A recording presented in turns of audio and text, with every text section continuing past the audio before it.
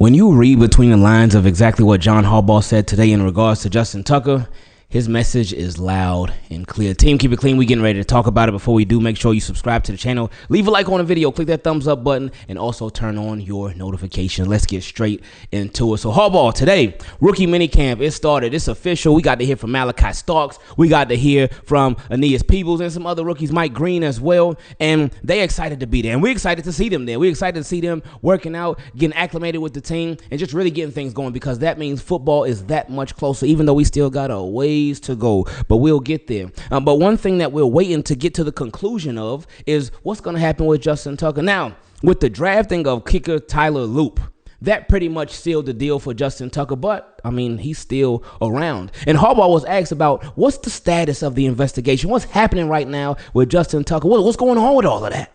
And Harbaugh let it be known, like, hey, the NFL, they still doing an investigation. We don't have any updates on that whatsoever. So when I saw that, I said, okay, cool, no surprises there, because I'm sure once we get an update, we would hear an update, whether it be from the Ravens, from the NFL, from whoever. So we all waiting on that. So, all right, cool. But Harbaugh also talked about how with any decisions that they make over the next couple of weeks, that they will be strictly based off of football. And he talked about how there were layers to the decision-making process. There were also layers to exactly what he said. Any decisions that they make, obviously, that will be in regards to which kicker is going to stay. And you would think, like, we're not even at training camp yet.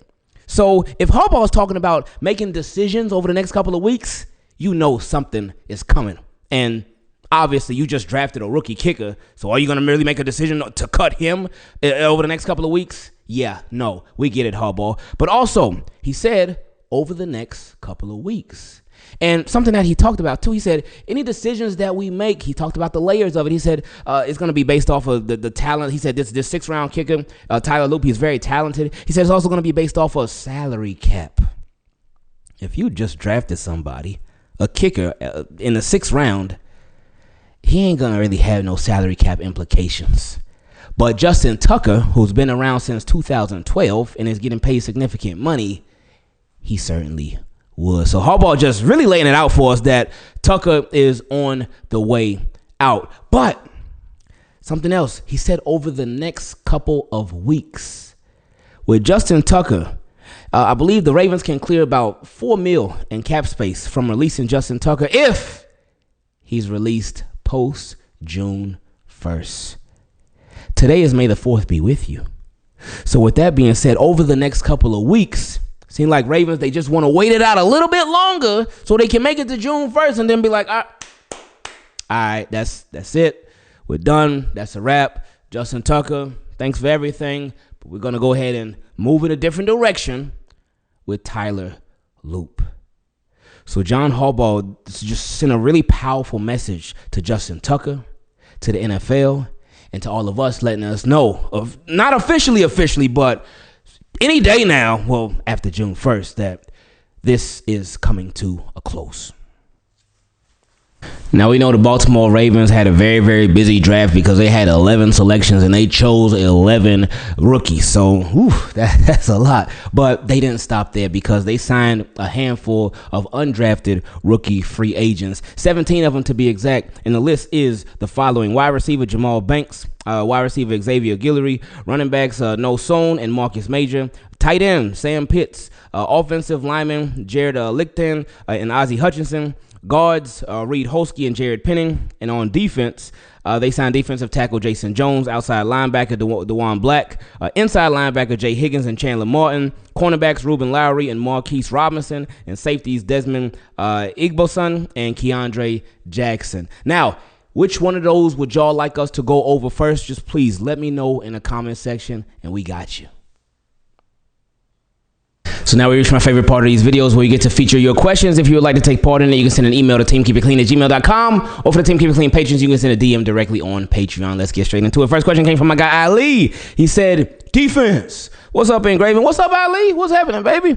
He said, hope you and the team are doing well. Wanted to ask your opinion on Zach Orr this upcoming season. Last year, Zach was pushing the idea of organized chaos, heavy blitz, and being super aggressive. Now that Zach has a year under his belt as a defensive coordinator and really turned it around in the second half of the season, what changes do you see him bringing into his schemes?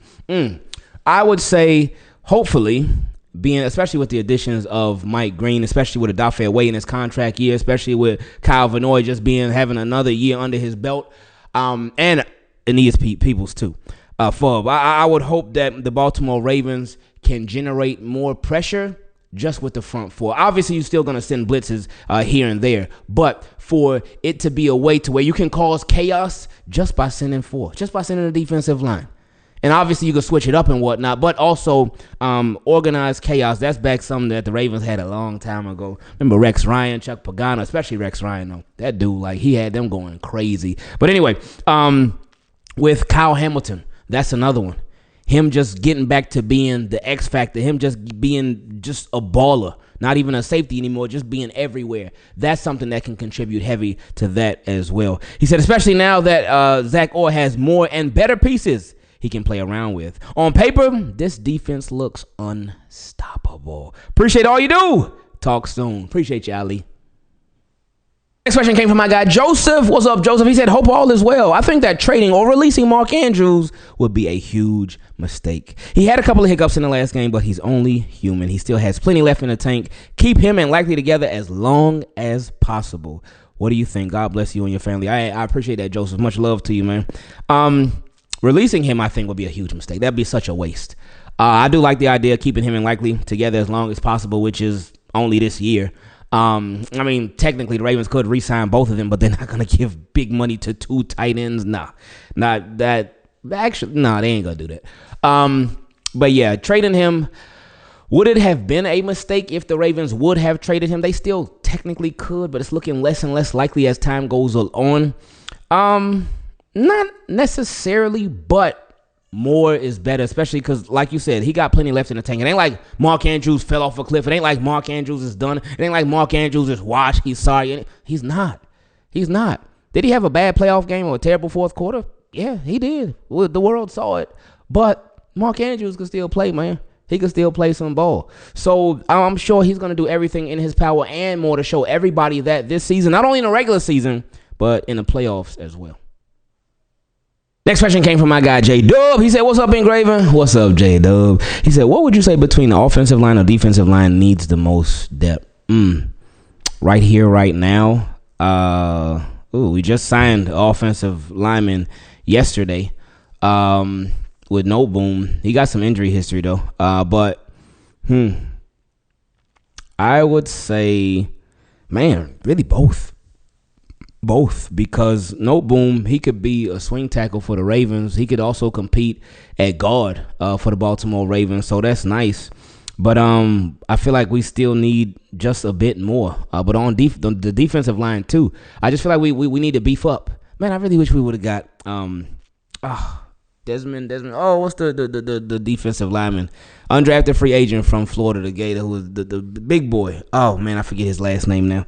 But I really wish that would have been so much fun, man. But it's all good. So, yeah, I guess if I got to pick one, I'll say defensive line because I feel like they need to beef up more there. They need some more big boys there to help stop the run. As far as pass rushers, I feel like they got that with Nnamdi Madubuike, with a Travis Jones, with Aeneas Peebles. But I feel like as far as they need some more beef along the defensive line.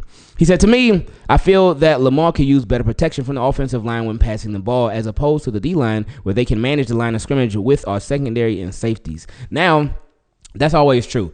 You want to always get Lamar the best protection you possibly can. But you saying the D-line that we have right now, they can manage the line of scrimmage with our secondaries and safeties. Our D-line could make it easier, though, for the secondary and the safeties and all of that. If they were better, then the whole defense is better, and everybody's job behind them is made 20 million times easier. If we have a bad defensive line, then it just makes everything harder. Linebackers got to cover for longer. Cornerbacks and safeties, they got to be in coverage for longer. But, I mean, it goes the same way if you got a bad offensive line. Then everything is less. Everything is quicker. The defensive line, they can create pressure quicker on your quarterback. Wide receivers and tight ends, pass catchers, their routes got to be a lot quicker because they can't do no long, slow development routes because your quarterback ain't going to have the time. So I would say we definitely still need a bit of both.